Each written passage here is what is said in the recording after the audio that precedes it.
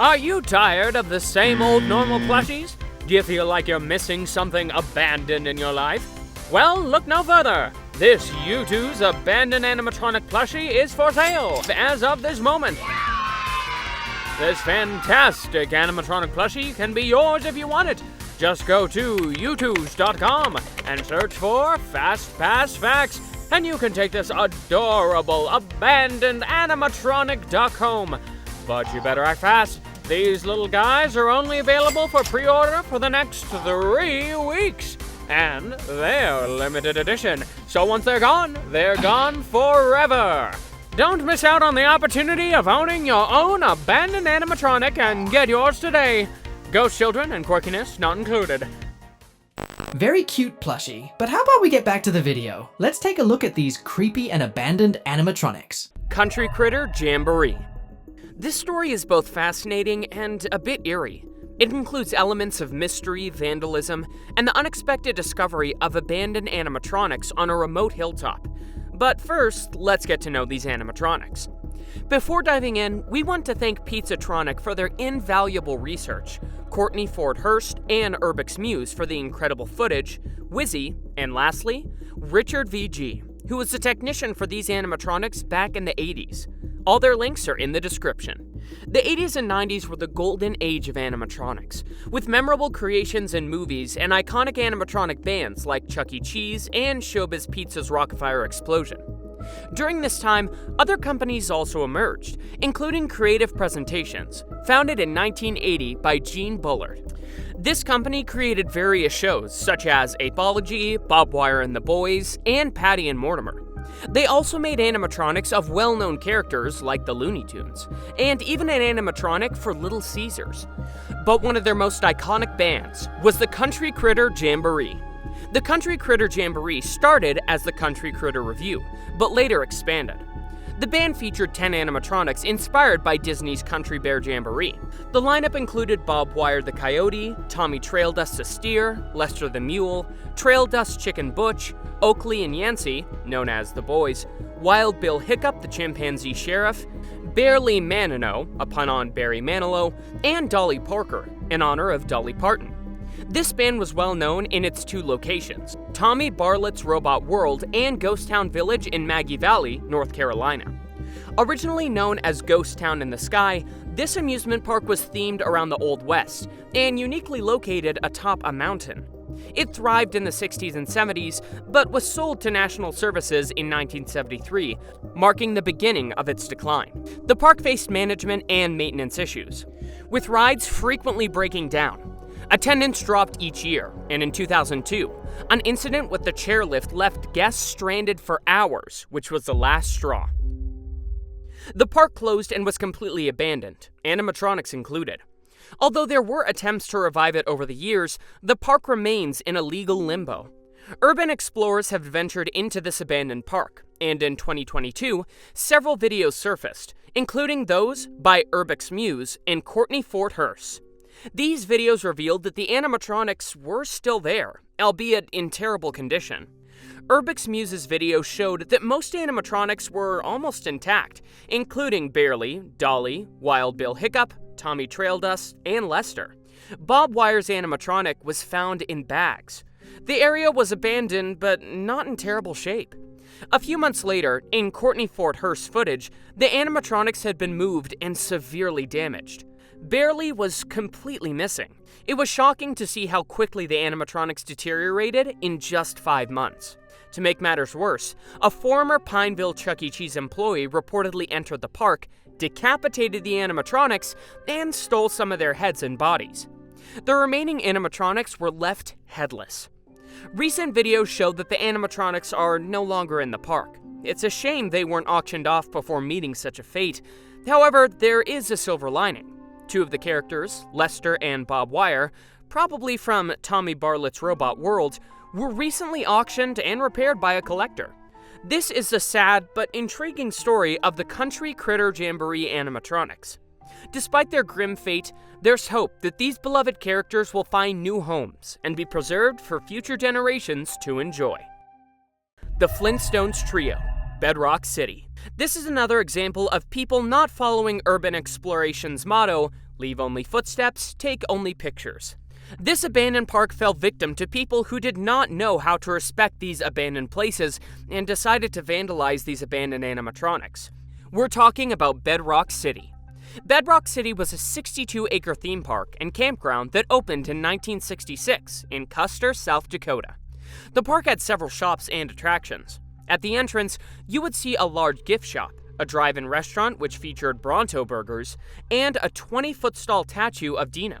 There was also an 1880s miniature train that took guests to a western facade, through Dinosaur Canyon, around the park, and returned to the depot, after passing through a volcano called Mount St. Wilma. Bedrock City Hall welcomed visitors to the prehistoric town, which included the home of the Flintstones, the Rubbles, Mr. Slate, and Mr. Granite Built. They also had a working movie cinema, the Water Buffalo Lodge, a police department, beauty parlor, and everything else you would actually find at Bedrock. You could see some sculptured and even real characters going about their lives in Bedrock. And at the end of Main Street was Mount Rockmore, a replica of nearby Mount Rushmore, with the heads of Fred, Barney, Dino, and Mr. Granite Built carved into a hill. It was a very cool place. But what brings us to Bedrock City today? The answer can be found in the Playhouse Theater. You see, when you entered this attraction, you could find an animatronic band playing. Now, which band? Well, that depends on when you were visiting. From the time it opened until 1996, if you were to visit this attraction, you would find the Wildlife Trio. This animatronic band had a bear playing the guitar, a bird moving its head from side to side, and a pink creature on the keyboard. We have no idea what animal this is, so if you can figure it out, let us know in the comments. This band was created by the Fantastic Sally Corporation, but in 1996, they decided that they would build an even better animatronic band for this park, and so they created the Flintstones Trio Animatronic Band. As you can see, the character placements are similar to the Wildlife Trio, but these animatronics are so much better. We see Fred with the guitar, Wilma on the keyboards, and Dino playing the xylophone between them. The animatronics might not be the most advanced, but they are still fantastic for an animatronic band. Seeing them sing and play their instruments is absolutely amazing. And people love seeing this attraction, and the characters come to life in this particular way. But time passed, and sadly, the park closed 50 years after it opened. In 2015, the 6 owners made the decision to move into new chapters of their life. It also didn't help that they couldn't come to an agreement with Warner over some changes. It was too expensive for the repairs and changes that Warner Bros. Wanted, so they ended up closing it. The park was put on sale and was purchased by Custer Hospitality, but it remained completely abandoned for a while. During this time, many urban explorers visited the park and were able to film how the park looked abandoned. The sculptures were missing, and many places had been vandalized. It's very sad to see such a loved place become this sad and abandoned. But the worst part of all were the abandoned Flintstones Trio. This animatronic band remained at the Playhouse Theater to rot, and sadly, people vandalized the band. They took Fred's clothes and damaged the animatronics so much that they even ripped Wilma's face off, and Dino looked straight out of our worst nightmares. Also, many of the pieces were stolen. The park was then demolished in 2019, and it became the Buffalo Ridge Campground Resort. But you can still see a couple of the dinosaurs at the new campground, taking us right back into Bedrock City. Wonderland Eurasia Animatronics. This story is infuriating, involving corruption, waste, environmental destruction, and abandonment. But let's not get ahead of ourselves. Let's go back to 2019, when Turkey's president inaugurated Wonderland Eurasia, also known as Anka Park. This park was advertised as the largest theme park in Europe and a symbol of national pride. Unfortunately, the reality turned out to be quite the opposite. The park opened, covering 1.3 million square meters, and it featured 26 roller coasters made by renowned companies like Intamin, Zamperla, and Zehrer. Smaller rides, majestic fountains, gigantic statues, and best of all, numerous animatronics. Dinosaurs, dolls, robots, aliens, and many more. The park was expected to have about 5 million visitors annually, costing a staggering $801 million. This all sounds amazing, but sadly, from the beginning, the theme park seemed destined for failure. Built on the Ataturk Forest Farm, a forested and rural area, the park was surrounded by corruption scandals and faced backlash for the eco side of the forested area. The park had several fantastic areas, and one of the most popular was Dinosaur Jungle, mainly due to the fact that it was home to a 70-meter animatronic dinosaur, one of the largest of its kind, among other dinosaurs. The park also featured a Small World-like ride with several bootleg animatronics and figures from Disney movies, Alien, and even Transformers. All the issues we mentioned came to a head when the park opened. After just 2 days, the first malfunctions occurred, and many attractions were unfinished and off-limits, leading to the park having an initial bad reputation. The most significant malfunction involved one of the roller coasters, which had to be shut down due to safety concerns. And this incident, along with other malfunctions, quickly tarnished the park's reputation. Not only that, but within a year, the park struggled to pay basic expenses like electricity and wages, leading to its closure in February 2020. And the park, among all the attractions and animatronics, was abandoned. Thanks to urban explorers like Explomo and Kolikin Motovlog, who you should go and subscribe to, we got a glimpse of the abandoned animatronics. The sight is disheartening. Animatronics and props in pieces and completely destroyed. Seeing so many abandoned and destroyed dinosaur animatronics piled up is incredibly sad. One of the most terrifying sights is a decapitated animatronic impaled as a warning of what's inside. A graveyard of animatronics. A disgrace. Inside of the park, the abandoned ride structures and the encroaching nature add to the eerie atmosphere. The gigantic dinosaur statues crumble. The Transformers area looks like a scene from The Last of Us.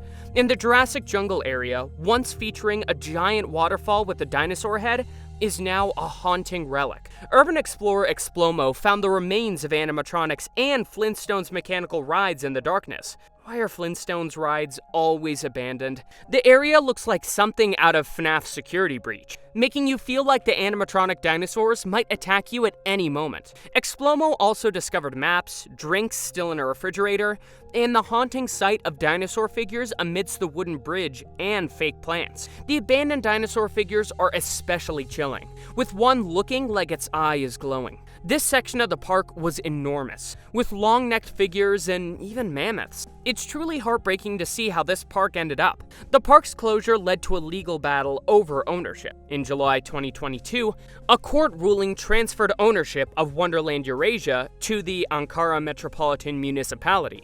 The park remains abandoned, a victim of vandalism, theft, and destruction. Its future is uncertain, with discussions ongoing about turning it into a green recreational area, which is ironic after all the problems they had with the ecocide. The bottom line is that the abandonment of this park can sadly be attributed to corruption, mismanagement, and a lack of thorough planning. And it's heartbreaking to see such a project with such potential end in such waste. Reginald J Flutes. This is a very short story, but it is probably the saddest out of all in this video. We've talked about Aaron Fetcher in creative engineering before, but for those of you that don't know, creative engineering is a company created by Aaron Fetcher in the early 1980s. This company is most famous for creating animatronic bands, specifically the Rock-afire Explosion, a 3-stage, life-sized, 8-character musical group. So during this time, creative engineering was flourishing and coming up with new ideas. And in 1983, they came up with their latest idea. This would be something that he called the Electronimation Excellence Show. According to Fetcher, this show would be the largest, most technical and creative animated show ever to be built in the history of animated character. This show would have 3 rotating stages that would bring it to a total of 9 stages in 90 feet of length, 25 full animated animatronics, and many special effects. And one of the characters for this show was Reginald J Flutes. Reginald was a dragon that was chained to a metal ball. He was probably supposed to be playing the guitar in the band. A programming test was made where Reginald sang "Light My Fire" and puffed out smoke while singing. The character was built so that creative engineering could showcase this new show at the IAAPA convention of that year and present it to potential buyers. But here's where this story takes a sad turn. As far as we know, the IAAPA came and there was no buyers for this attraction. No one was interested, and nobody knows why. So the attraction was canceled, and sadly, Reginald J Flutes went back to creative engineering's basement, and that's where he stayed.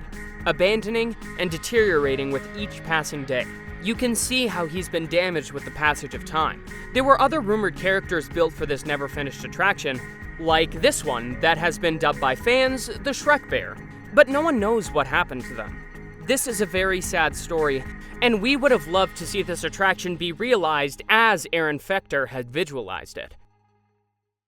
Jaws Animatronic, Universal Studios. Would you believe us if we told you that one of the most iconic ride animatronics was lost and abandoned in the most random place? Stay tuned to find out how this happened. In the multiple videos we've made about the defunct Jaws ride, one question always comes up. What happened to the animatronics?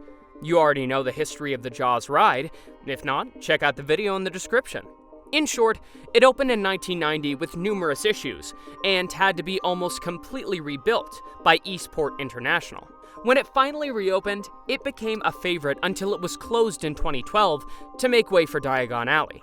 When the ride closed, everyone was sad and wondered what would happen to the animatronics. But for a long time, no one knew. But today, we have the fate of several. When Jaws closed, many of the animatronics were auctioned off to various collectors. One was sold for $3,000, but then reappeared on eBay for $3,500. Someone bought it, and it disappeared from sight forever. However, one morning, a collector named John Ryan was visiting a property in Frederick, Maryland. The visit was going as usual until he saw something in the backyard near the pool that left him stunned. A shark sticking out of the gravel, being used as a decoration in terrible condition and completely abandoned. Ryan had a hunch that it might be one of the Jaws animatronics, but it didn't match the structure of the sharks from the movie, which were heavily damaged after production. So he did the obvious thing and asked the property owner about the shark's origins. The owner said he didn't know. It was there when he bought the house. Intrigued, Ryan decided to investigate and contacted Jaws memorabilia collector Chris Kiska. Here's where the story gets interesting. It turned out that the house belonged to Michael Hightower, a former VP Executive Project Director at Universal Parks and Resorts who had acquired the shark and used it as a pool decoration. Ryan quickly made the connection, realizing it had to be one of the sharks created by Eastport International, the second company that made the sharks for the ride. So, Ryan and Chris compared photos, technical data, and specifications, and finally confirmed that it was indeed one of the Jaws ride sharks. It was further confirmed by Eric Harrell, who worked on those animatronics and immediately recognized it from the photos. This discovery happened in 2018, meaning the shark had been abandoned for 6 years as a mere decoration. But where is the shark today? This animatronic had a happy ending. It was restored by Ryan and his brother, and is now on display for anyone to see at the restaurant 494 Chicken in Staten Island. It's the centerpiece and part of the grand history of this iconic ride. But incredibly, this isn't the most interesting part of the story. According to many credible sources, one of the Jaws animatronics is reportedly buried in one of the fountains inside Universal Studios, which means it is eternally abandoned. Do you think this is a case, or is it just an urban legend?